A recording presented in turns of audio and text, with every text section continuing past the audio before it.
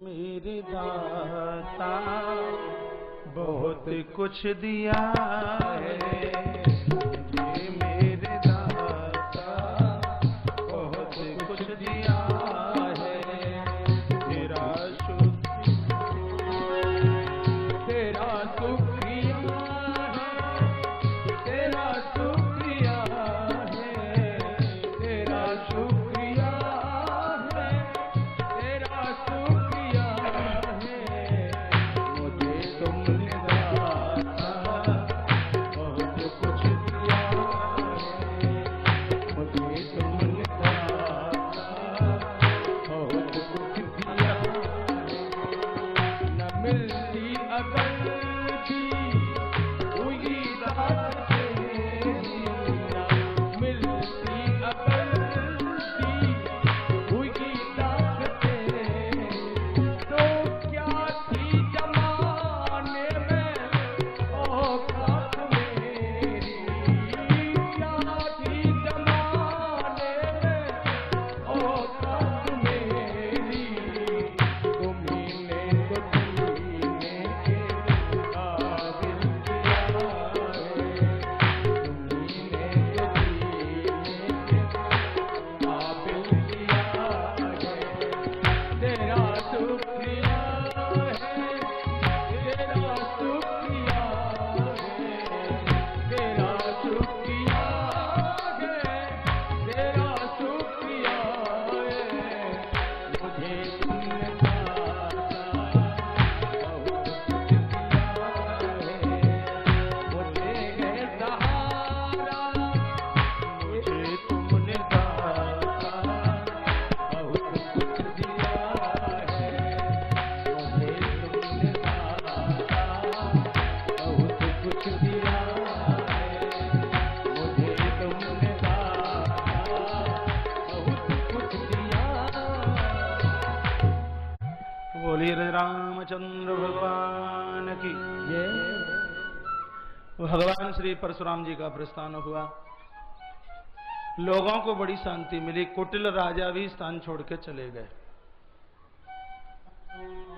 गुरुदेव विश्वामित्र के चरणों में मस्तिष्क रखकर महाराज जनक ने पूछा, अब मैं कृतकृत हो गया, अब भी मुझे कुछ करना है क्या? गुरुजी ने कहा कि टूटत ही धनु भयो विवाहु। वैसे तो धनुष जब टूटा तभी विवाह हो गया, लेकिन लोक रीति के लिए आप पत्र का लिखिए। अवधेश महाराज दशरथ के यहां महाराज दशरथ बारात लेकर के आए और बिटिया को आप मंडपम के नीचे बिठाकर कन्यादान करके प्रभु राम को समर्पित कीजिए। सुंदर सी चिट्ठी लिखी है, दो दूतों को बुलाया, दोनों दूत पत्र का लेकर के श्री अवध पहुंचे।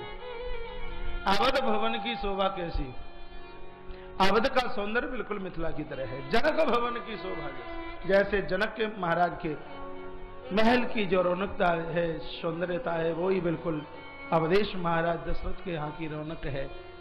दोपहर का समय था, महाराज दरबार में बैठे हुए थे, चरणों में वंदन साष्टांग होकर के प्रणाम किया, पत्र का निकाल करके दिए और महाराज ने स्वयं खड़े होकर के उस चिट्ठी को लिया और पत्र पढ़ा है।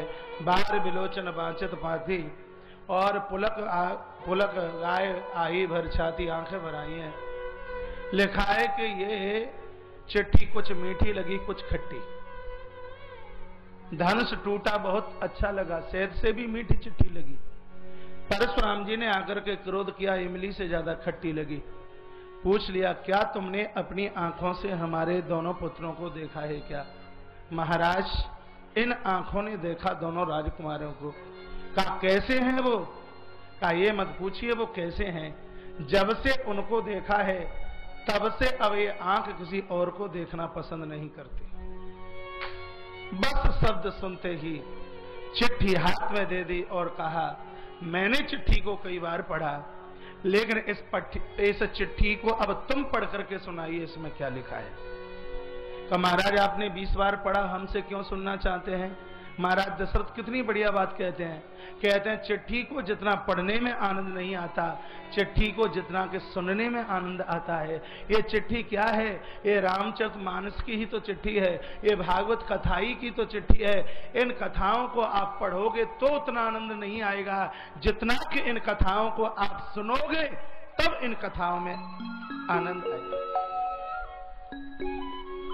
कहा महाराज अब देर मत कीजिए, बारात आप मिथिला के लिए प्रस्थान करें। महाराज जनक आपकी प्रतीक्षा में है। महाराज दशरथ ने भी कह दिया होगा कि रात में कहां भटकेंगे फिरेंगे, 7 बजने वाले हैं। अब आप भी रात्रि को यहां रुकिए, कल 3 बजे प्रभु की बारात के प्रस्थान देना है। भगवान की बारात कल 3 बजे प्रस्थान करेगी। कल बड़ी सुंदर कथा है, माता की विदाई के बाद में रामो वनवास है। और कल की ही कथा में भगत राज, ऐसा अनुपम भगत, ऐसा दिव्य भगत मानस का श्री केवट, और पक्की बात के साथ कल केवट चरित्र तक पहुंचना ही है। आप समय से पधारिए और इस समय आप आरती के लिए खड़े हो जाइए। वाणी को विराम, आप सभी को प्रणाम। प्यार से कहें हरिओम तत्सत। ओम शांति ही शांति ही शांति ही।